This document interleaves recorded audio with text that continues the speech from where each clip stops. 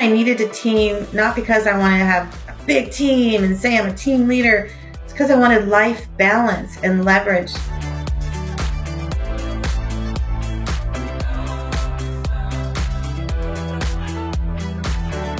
Hi, Rosie. Thanks for joining me today. If you would, go back and tell me just a little about yourself. I am from Seattle, Washington, and native there.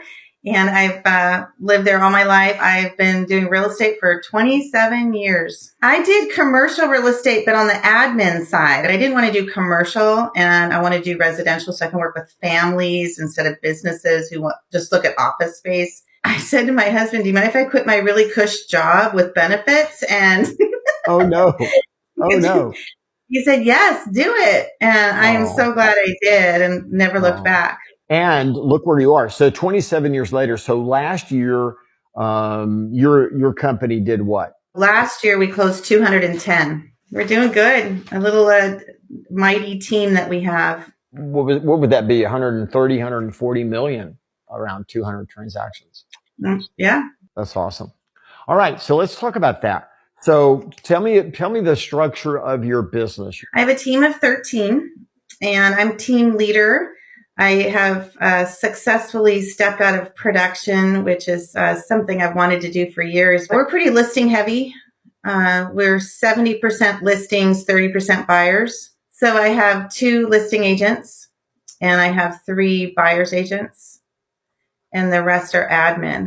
Gotcha. Concierge. Concierge. So we have a secret sauce on our team. And that is, we take care of everything. So we find that people are really busy. And so do they need staging consultation? Do they need to choose paint colors? Do they need to downsize what they have and declutter? Do they have work orders from the inspection that we did? She'll also meet the photographer. She'll get bids for work orders. She'll meet the stager. She'll set up the listings on listing day, key box, flyers, everything, orders the signs down and up. Gotcha.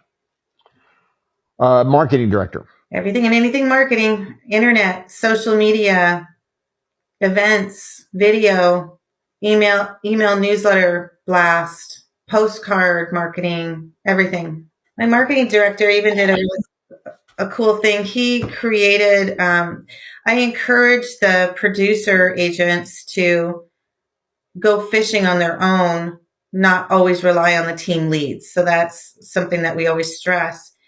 But when they are doing social media content out there, I still want it branded. I want it to look the same. Like when somebody looks at that branding, they'll think, oh, Rosie Rourke team. So he even created a manual for them to stay within their bumper lanes so that they have the same font, color style, logos, everything. Walk me through how you built your farm. Or let's talk about today. How do you maintain that? What do you do? We love on our farm. So what we do is we have community events for the neighborhood. I have a girlfriend event, which is widely popular, where I have wine and appetizers and the girls come together and chit chat. It's just a really fun event that everyone enjoys. We do a recycle event. We just did it last weekend. We had 540 cars that went through that we did recycling and free hot dogs, and it's all free. 1-800-GOT-JUNK and a shredding company that we've done. And that's our 11th year straight that everyone counts on it. We're going to switch gears for just a few minutes before we go. You stepped out of the business. Talk to me just for a little bit about that experience. It seemed like such an overwhelming task, but it was just taking a bite at a time. First, I had to make sure that I had a very strong listing team because I was the main listing agent. I had stepped out of representing buyers years ago, but I focused on the listings. And for me to step out of listings, I needed to make sure I had somebody just as good as me. So it's just been very enjoyable to watch my team flourish because I gave them everything. I give it all. They have it all now. They have all the leads and they're taking care of them beautifully. They're coming back with repeat business, which is a huge compliment that it's working. And I can pour into my team now. So what were the steps to get out of working with buyers? What did you do? I did the same thing. I had, at the time, it was one buyer's agent many years ago. It was probably about 10 years ago. And I had one buyer's agent that I tapped to be my partner. And I said, I'm going to do all the listings and you're going to do all the buyers. So if you get a listing lead, give it to me. And if I get a buyer lead, I'll give it to you. And that's how we split it. As our business grew and grew and grew, we had to bring on more folks. And I feel like that mentor program works really well instead of just letting them loose. I want, we have standards on our team. And they not only have to hit production standards, they need to hit culture standards. The production standards are a minimum of 2 a month, minimum, or they can't stay on the team. They need to be motivated. As talking about buyers. Both buyers and listings. Listings, they hit the mark every time just because it's a machine that keeps getting fed. But buyers are the ones that struggle the most, but they've been keeping up. Okay, last thing then. You mentioned culture. Tell me about that. That's huge for me.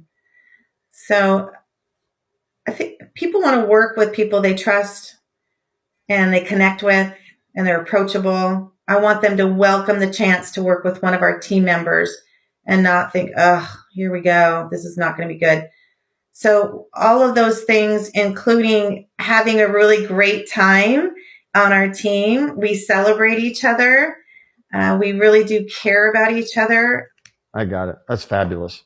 Why'd you move to Keller Williams? For me, I needed a team, not because I wanted to have a big team and say I'm a team leader.